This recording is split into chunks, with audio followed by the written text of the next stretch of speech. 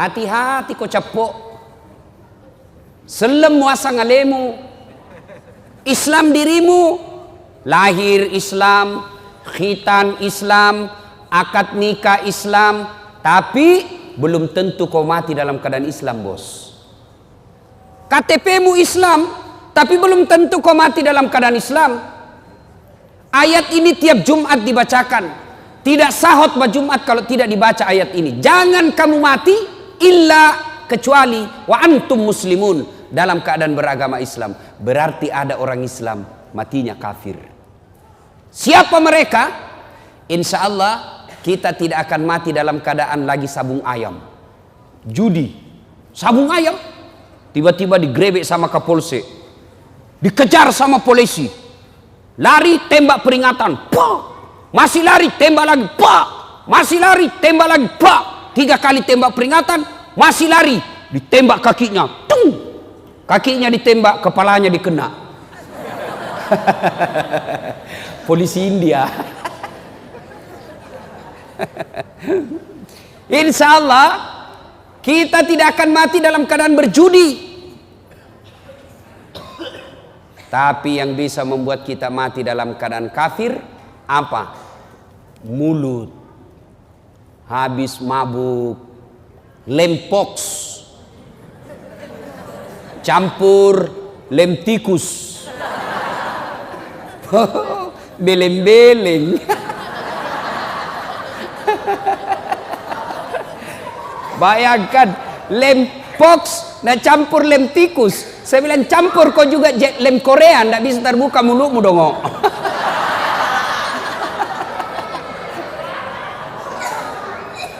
Ngelem, ngelem.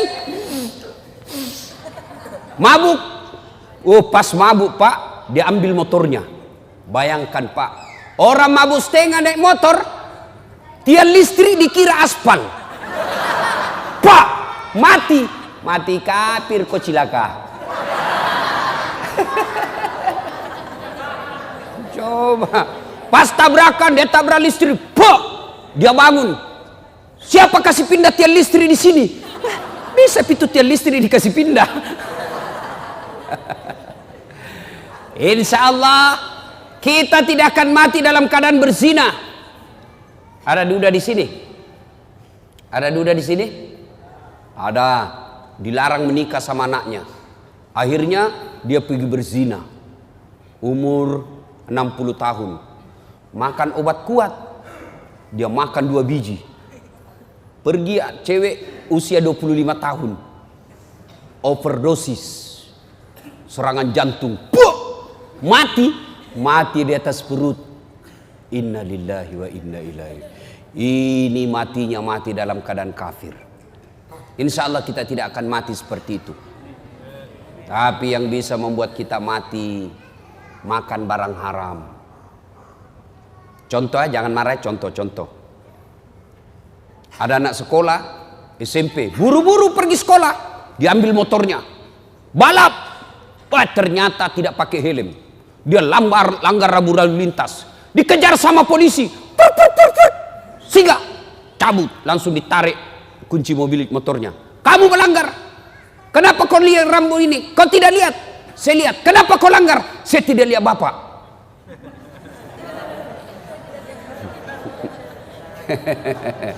Tell me lagi ini adik-adik. Aduh, telat mikir. Nah ini 250.000 di sidang. Bahwa tidak ada uangku, Pak, atur damai.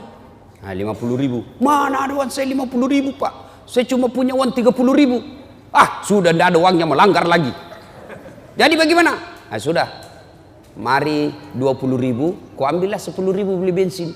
Dia ambillah 20.000, dia pergi warung Coto Makassar. Dia makan 2 mangkok Coto 28 ketupat.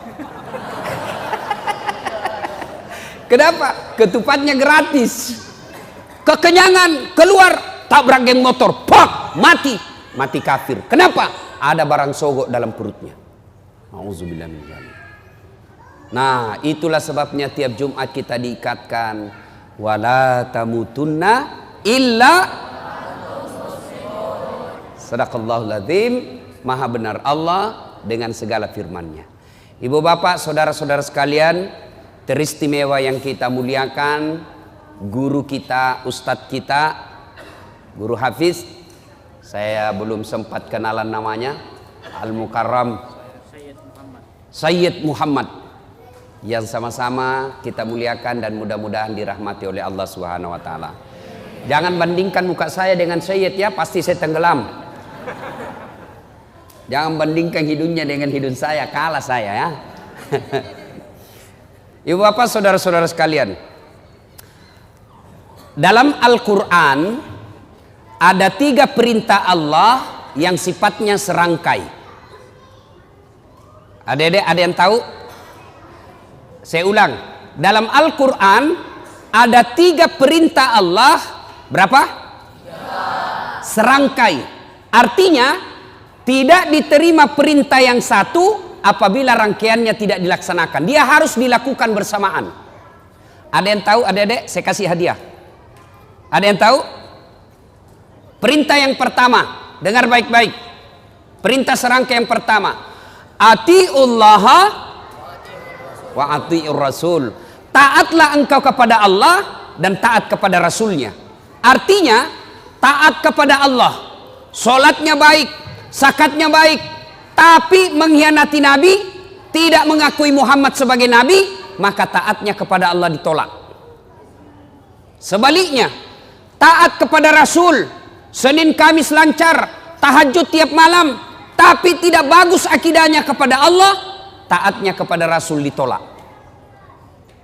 Yang kedua, perintah serangkai yang kedua, ada yang tahu? Ada yang tahu? Ayo saya kasih hadiah kalau ada yang tahu. Yang kedua, aqimis shalah wa atus zakat. Dirikan solat, tetongangi sempajange, pasui sekemu. Tahu artinya itu? Ini bahasa Paris, Pare-Pare dan sekitarnya. Perintah serangkai yang kedua, dirikan solat, tunaikan zakat. Artinya orang yang mendirikan solat tapi tidak membayar zakat padahal sudah mampu, maka solatnya akan ditolak. Sebaliknya, orang yang bayar zakat, zakat harta dia tunaikan, zakat fitrah dia bayar, tapi tidak solat, zakatnya akan sia-sia. Perintah serangkai yang ketiga, ada yang tahu? Ada yang tahu? Ada? Yang ketiga, anis kurli wali-wali daika. Bersyukurlah engkau kepada Allah, tapi jangan lupa bersyukur kepada kedua orang tuamu. Jadi perintah serangkai ada berapa, Dek? 3. Ada yang tahu? Ulang? Ada yang bisa ulang? Ada yang tahu? Coba angkat tangan yang bisa. Ayo, ayo. Ah, ini. Ayo ke sini. Sini. Ayo. Ya.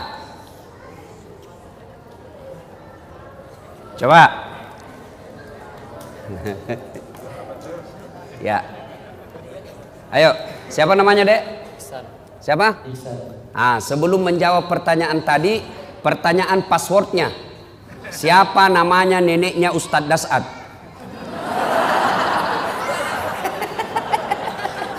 Ayo, siapa? Lain kali kau jawab saja, sembarang saja kau sebut, belum tentu ini semua tahu. Oke. Jawaban yang tadi apa itu? 1. Artinya taat kepada Allah dan taat kepada Rasul. Yang kedua, Aqimis sholat wa atuz zakat. artinya Menunaikan sholat dan menunaikan zakat. ketiga, aniskur. Anishkurli wali walidaik. Artinya Bersyukur kepada Allah dan juga bersyukur kepada kedua orang tua. sudah betul? Betul? Dapat hadiah. Lain-lain itu rasanya. Woi.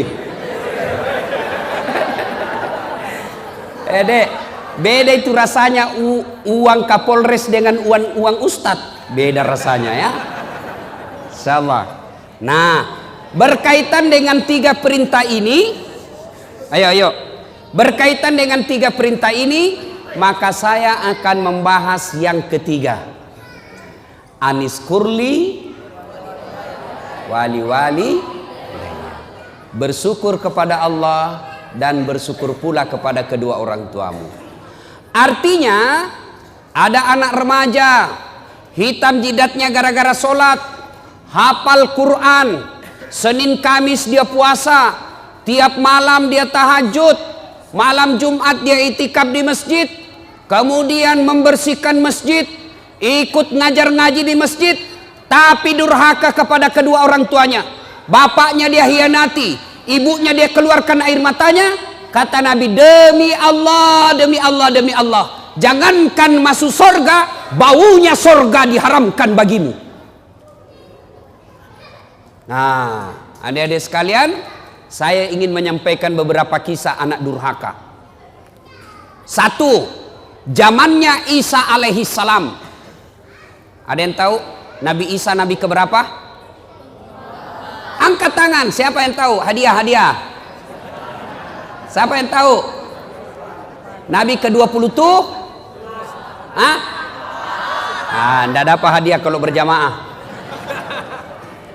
24. Zamannya Isa alaihissalam, ada pemuda pak, bagus agamanya, kira-kira sekarang ketua remaja masjid. Kalau sekarang ibadah saja kerjanya, bagus amalnya, akhlaknya baik. Iblis sentimen. Kalau ada orang yang baik agamanya, bagus akhlaknya, maka iblis kepanasan. Maka iblis menghasut satu kampung. Dia datangilah satu kampung itu. Kau lihat itu, namanya Jurais. Kalau kau biarkan, maka anak muda akan beriman bersama mereka. Akhirnya apa? Rapat ini orang kampung.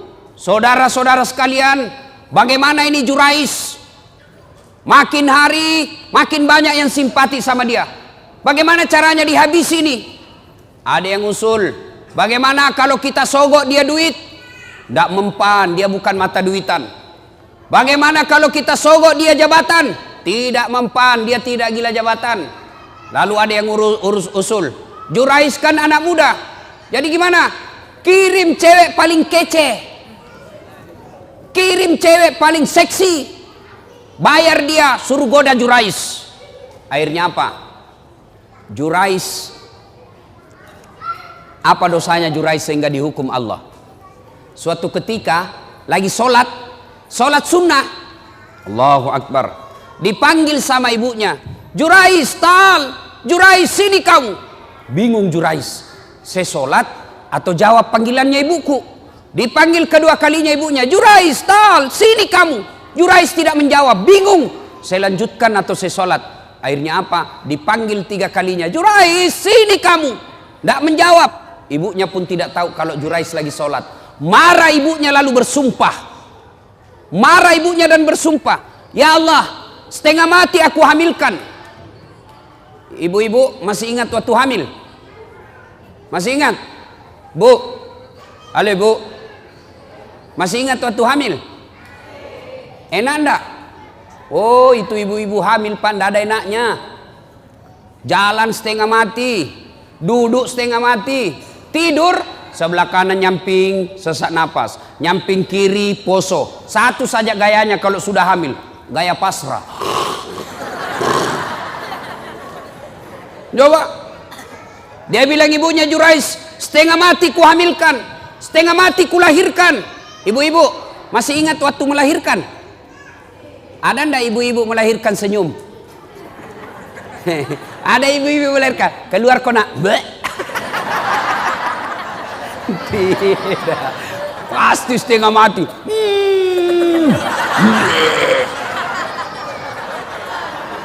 Iya toh. Paling kalau bapak-bapak menderitanya, kapan bapak-bapak menderita? Ngidam. Kalau istrinya ngidam, sampai ada yang tanya sama saya, Ustadz, apa doanya supaya istri berhenti ngidam? Saya bilang, apa ngidamnya istrinya pak? Dia bilang, nanti dia bisa tidur kalau dia lihat saya duduk di atas lemari. Wah, jadi Kalau istrinya mau tidur jam 10, setengah 10 sudah naik suaminya di atas lemari. Saya bilang, berhenti kau nak kasih bodoh-bodoh kau itu.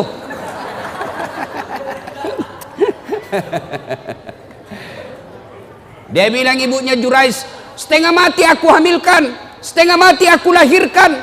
Masa saya panggil dia tidak jawab? Ya Allah, keluar sumpahnya ibunya Jurais. Jangan mati Jurais sebelum ketemu orang jahat. Ibu-ibu, kalau ibu-ibu bersumpah, arasnya Allah bergetar. Maka ibu kalau marah sama anaknya, jangan sembarang sumpah. Ini ibu-ibu biasa kalau marah sama anaknya kan keluar sumpah-sumpahnya tidak enak. Kurang ajar, setan. Nah bilang anaknya, bleh. Masa anaknya dibilang setan? Kurang ajar, kambing. Bleh. Jadi ibu kalau marah sama anaknya, boleh marah tapi jangan keluar sumpah yang jelek-jelek. Boleh keras suara tapi sumpahnya yang bagus-bagus. Ih, anak saya kurang ajar betul. Mudah-mudahan kau jadi ustadz seperti Dasat Latif. Boleh sumpah seperti itu. Mudah-mudahan kau jadi dokter yang soleh. Sumpah seperti itu. Jangan sumpah yang tidak enak. Kurang ajar. Mudah-mudahan nak tabrak kau beca. Betul lah beca. Saudara yang saya hormati, pendengar di Facebook saya berada di Masjid At-Taubah Kota Batam. Ini ada santri di sini penghafal Quran, kurang lebih 150 orang. Mudah-mudahan santri-santri ini menjadi pemimpin bangsa Indonesia, supaya bangsa Indonesia bersih dari koruptor, bersih dari pembohong. Masih mau kok? Nah, akhirnya ibunya Jurais bersumpah, ya Allah jangan mati Jurais ketemu orang jahat. Arasnya Allah bergetar, dikabulkan. Akhirnya apa? Jurais difitnah, dikirimi cewek. Jurais dalam masjid, ini cewek datang, dia goda Jurais. Jurais, ayo kita main. Kata Jurais, haram. Gratis, haram. Gratis, haram.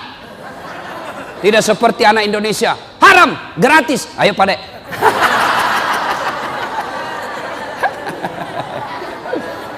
Ini cewek sudah dibayar, mondar mandir di depannya Jurais. Jurais mantap, astagfirullah. Dia tutup matanya, astagfirullah, astagfirullah, astagfirullah. Kalau orangnya Indonesia, astagfirullah, astagfirullah. Mulutnya istighfar tapi matanya melotot, astagfirullah, astagfirullah. Akhirnya ini perempuan gagal menggoda Jurais. Semakin dia menarik-narik telanjang, Jurais tunduk, tidak tergoda. Ini perempuan malu, sudah telanjang tidak dilayani, sudah dikasih duit tidak berhasil. Akhirnya apa? Dia pergi berzina dengan pengembala kambing. Setelah berzina di pengembala kambing, hamil. Tabrakan antara cowok dengan cewek. Dek, kalau mobil tabrakan, pok! Mobil sama mobil penyok, penyoknya lari ke dalam. Kalau cewek sama cowok tabrakan, pok! Penyoknya lari keluar. Hamil. Begitu hamil ini cewek, dia kemana-mana pidato. Saudara-saudara sekalian, kenal tak Jurais? Kenal. Itu tuh yang kerjanya soleh, dia bilang dirinya. Yang kerjanya ibadah saja. Pembohong. Nih perut saya hamil gara-gara dia. Difitnah Jurais. Kemana-mana dia pidato. Saya hamil, Jurais yang hamili saya. Akhirnya satu kampung mulai marah. Hah? Jurais ternyata pencitraan. Jurais ternyata pembohong. Pura-pura alim. Mau pilpres datang-datang pesantren. Sudah dipilih dibohongi kita. Marah. Akhirnya Jurais dilempari. Dilempar. Sampai kena pipinya.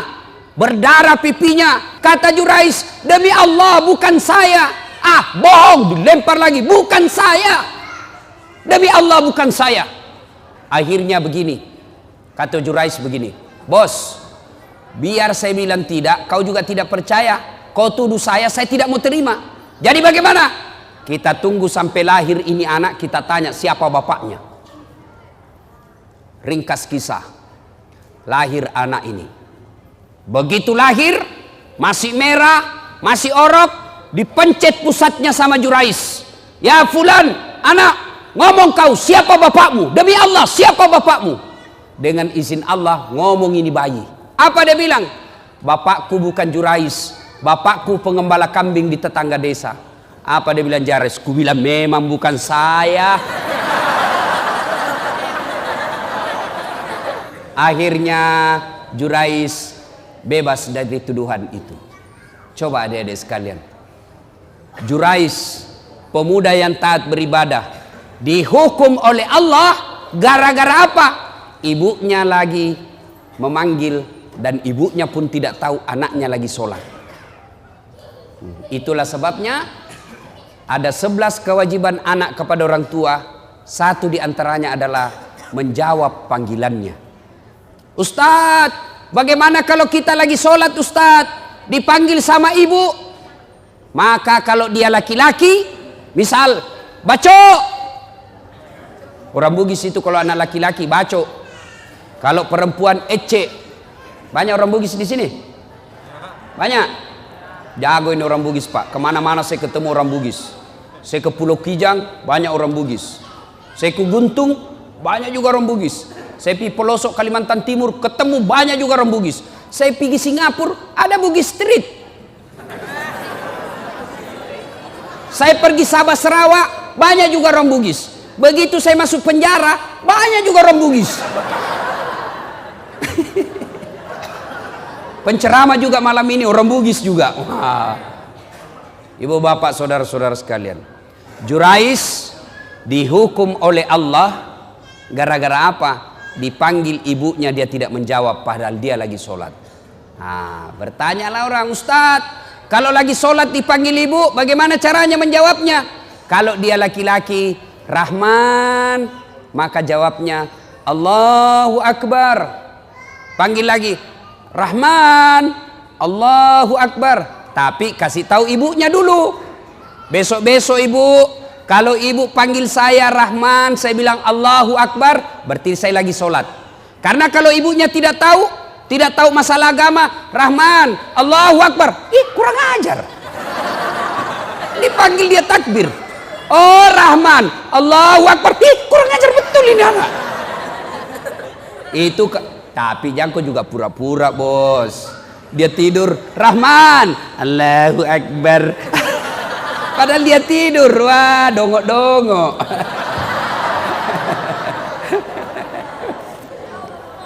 Nah adik-adik sekalian, kalau durhaka sama orang tua, biar hafal Quran, tidak ada bu utamanya. Tapi saya yakinnya, ini adik-adik semua nih yang hadir di sini, saya yakin masuk hafal Quran salah satu tujuannya karena ingin membahagiakan orang tua. Ya kan? Ya dek ya? Adik-adik sekalian, hafal Quran sudah dapat pahala. Diharamkan disentuh api neraka bagi mereka yang hafal Quran. Diharamkan disentuh api neraka. Yang kedua, dengan hafal Quran, maka adik-adik sekalian akan memberikan jubah ke ibunya nanti di akhirat. Ketika dinda di akhirat karena hafal Quran, maka Allah berikan hadiah kepada dinda ini, adik-adik ini yang hafal Quran, ambil orang tuamu masing-masing, kasih jubah kemuliaan karena engkau menghafal Quran. Maka bapak-bapak, ibu-ibu yang ada anaknya hafal Quran, bahagia bapak-bapak. Ada orang bangga kalau anaknya pintar bahasa Inggris. Ustadz, itu tetangga saya hebat Ustadz. Masih kelas 1 SMP sudah hafal, sudah pandai bahasa Inggris. Kelas 3 dia sudah lancar bahasa Inggris. Apa hebatnya? Banyak yang pintar bahasa Inggris pak. Mana buktinya? Bapak jalan ke Inggris. Anak-anak di Inggris bahasa Inggris semua pak. Betul, betul. Saya tidak main-main pak. Itu anak-anak di sana baru belajar bicara sampai pikun bahasa Inggris semua pak.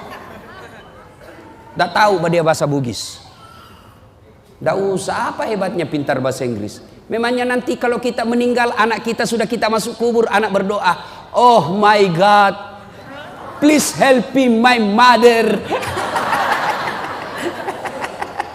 Tidak lah, ya. Lebih baik anak kita hafal Quran. Sekarang itu anak durhaka zaman dulu. Sekarang bagaimana model anak durhaka? Jam berapa Isya Ustaz? Berapa menit lagi? 2 menit lagi. Oh, sudah habis berarti. Anak durhaka abad modern. Kira-kira tahun lalu di Sulawesi Selatan ada anak usia 22 tahun. Lepas dari di apa itu opname karena dia penyakit diabetes. Masuk di opname, keluar opname, besoknya langsung mau pergi naik motor.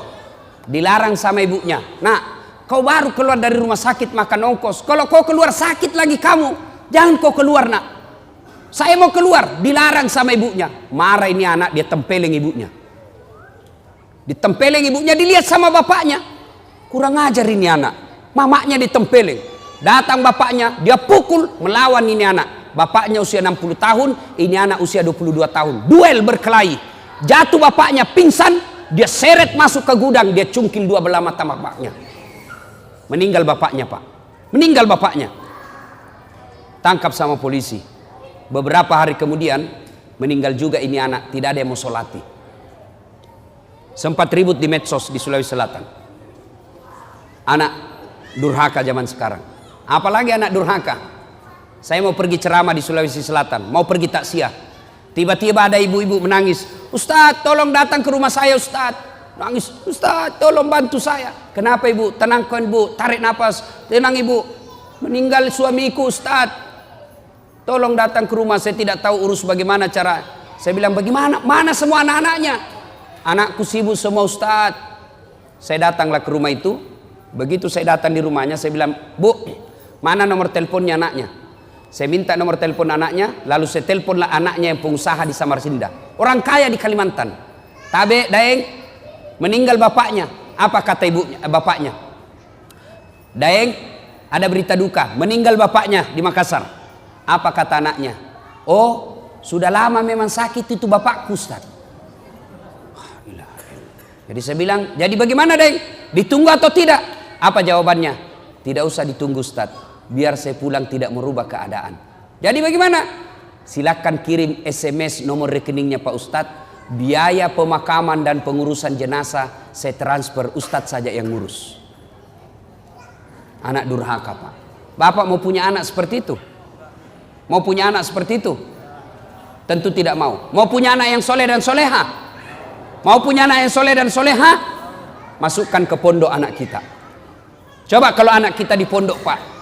Coba anak kita di pondok, sholat 5 waktunya berjamaah, makannya jelas halal, ucapan-ucapannya jelas tidak pernah bicara kotor, jelas dia tidak akan tersentuh oleh yang bukan muhrimnya, makanannya bagus, meskipun barangkali tempe, meskipun ala kadarnya, tapi halal. Tapi kalau anak kita di luar, mungkin di rumah makanannya ayam, tapi kalau dia keluar rumah, apa yang dimakan? Narkoba, lem pox, lem Korea. Ibu bapak saudara-saudara sekalian, banyak hal yang ingin kita sampaikan, tapi waktu Isya yang telah sampai. InsyaAllah lain waktu dan kesempatan kita lanjutkan. Adik-adik sekalian, inilah tausiah kita, mudah-mudahan ada manfaat.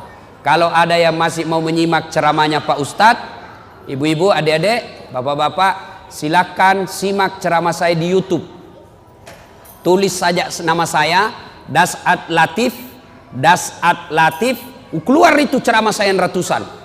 Nah, sudah klik satu, nah, sudah keluar ceramah, jangan lupa kasih tanda begini. Jangan begini ya, jangan begini. Jangan begini. Kalau ada orang ustadz dia kasih begini, dia cari kau nanti malaikat. Kenapa kasih begini Ustadz Dasar? Ya, atau kalau mau yang lebih bagus, kasih subscribe. Wah. Itu di YouTube. Atau follow Ustadz Das'ad di Instagram. Nama Instagramnya Das'ad Latif 1212. Das at Latif 1212. Like and share. Demikian, mudah-mudahan ada manfaat. Insya Allah lain waktu dan kesempatan kita akan lanjutkan. Terima kasih jamaah dan pemirsa saya di Facebook. Mudah-mudahan kehadiran Anda di tempat ini melihat ceramah saya manfaat dan insya Allah mampu diamalkan dalam kehidupan sehari-hari.